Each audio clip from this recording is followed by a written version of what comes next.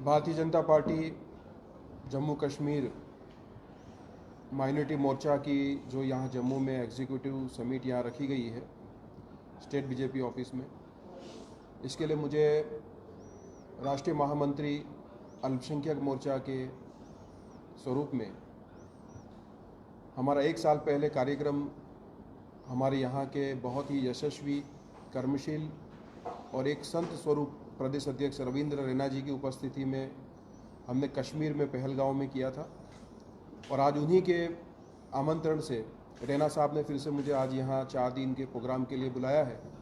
2 दिन के लिए हमारा कार्यक्रम जम्मू में है, फिर राजौरी में है।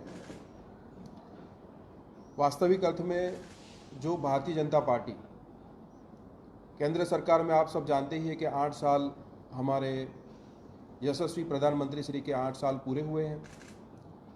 8 साल में सभी समाज के लिए जो काम किए हैं, विशेष रूप से जो भारतीय जनता पार्टी का जो सूत्र है सबका साथ, सबका विकास और सबका विश्वास, तो ये सिर्फ नारा नहीं है बल्कि इस सूत्र को हमने साबित किया है।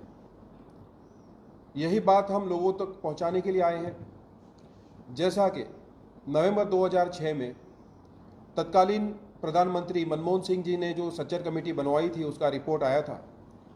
उसमें लिखा था कि 50-50 साल तक कांग्रेस और सो कॉल्ड सेक्युलर पार्टीज ने इस देश पे हुकूमत की। मुस्लिम समाज और माइनॉरिटी समाज, इसमें सिख भी है, जैन भी है, पारसी भी है, बौद्ध भी है। विशेष रूप से मुस्लिम समाज का अभी जो जिस तरीके से मीडिया में और पूरा देश में माहौल बना हुआ है, तो मैं मुस्लिम समाज का मैं मेन उसको संबोधित करूंगा कि 15% पॉपुलेशन होने के बावजूद 2% के पास नौकरी, 40% माइनॉरिटीज़ जो है वो झोपड़पट्टी में। खुद सच्चर कमेटी का रिपोर्ट कांग्रेस का बनाया हुआ कहता है कि मुस्लिम समाज की पोजीशन भारत में आदिवासी और दलित समाज से भी ज़्यादा बदतर है।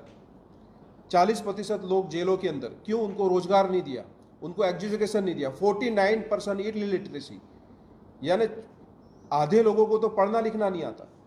ये पोजीशन आज तक की थी। एज ए सिर्फ मुस्लिम्स को और माइनॉरिटीज़ को सिर्फ as a vote bank use किया, उनका विकास नहीं किया, उन्हें एजुकेशन नहीं दिया, उन्हें रोजगार ही नहीं दिया।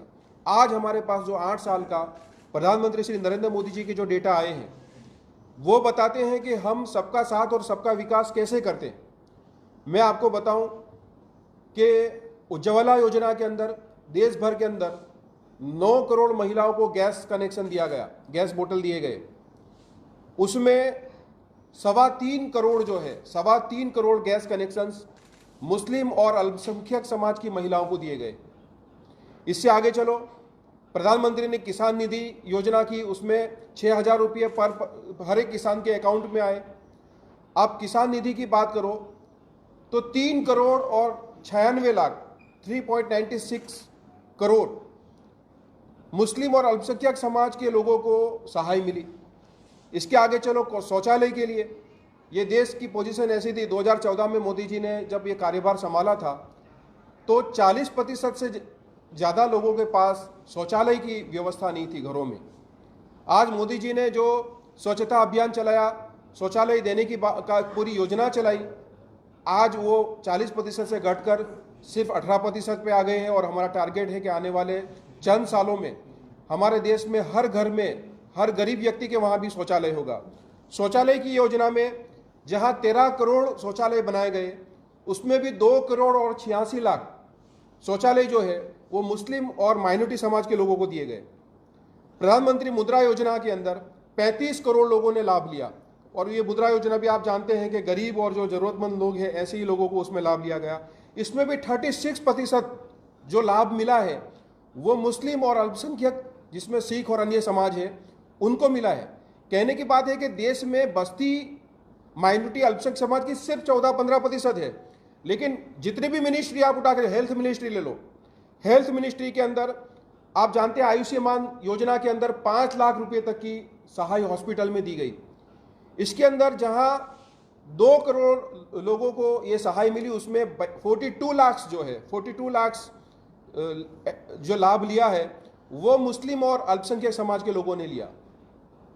और प्रधानमंत्री आवास योजना में भी आप देखो 25% जो लाभ मिला है वो माइनॉरिटी समाज के लोगों को मिला है। जीरो स्लम की बात की जाए तो आज जीरो स्लम के अंदर, शहरों के अंदर झोपड़पट्टी को मिटाकर फ्लैट देने का काम किया। आपको जानकर हैरत होगी कि ये योजना में देश भर में 40% अल्पसंख्यक समाज के लोगों को लाभ मिला है। और फिर भी ये लोग कहते हैं, जो विपक्ष और सो कॉल्ड सेक्युलर पार्टी, जिन्होंने अल्पसंख्यक समाज को और देश को सिर्फ बर्बाद करने का काम किया, उनमें एजुकेशन से दूर रखकर उनमें क्रिमिनल पैदा किए। और ऐसे लोग जो हमारे युवा लोग हैं, उनको रोजगारी न मिलने की वजह से, उनको एजुकेशन नहीं मिल बन गए या आतंकवाद की तरफ ऐसी चीजों में चले गए, और जिससे समाज की भी बदहाली हुई और देश की भी बदहाली हुई। मैं आपको एजुकेशन की बात करूं, एजुकेशन के अंदर अल्पसंख्यक समाज के लोगों को 5 करोड़ स्कॉलरशिप दी गई। मुस्लिम लड़कियां जो थी, जो बच्चियां, उनमें स्कूल छोड़ सब। ये सिर्फ नारा नहीं है, बल्कि ये वास्तविक रूप से हकीकत है। आज 8 साल से कोई बड़ा दंगा नहीं हुआ है। पहले मेरठ होता था, मलियाना होता था, भागलपुर होता था, गुजरात में हर साल दंगे होते थे। दंगे चलते थे तो 6-6 महीने तक चलते थे। ये अलग बात है कि सोशल मीडिया और मीडिया का इतना उस वक्त सबका साथ, सबका विकास और सबके विश्वास को साबित किया है। एक मजबूत विदेश नीति के साथ एक मजबूत देश बनाया है, और एक देश के अंदर एक अच्छा नेटवर्क बनाया है। जहां से मैं गुजरात से आता हूं, तो गुजरात में जो गुजरात दंगों का इतिहास रहा है, 1980 में बीजेपी तो आई, उससे पहले भी हर साल दंगे होते थे।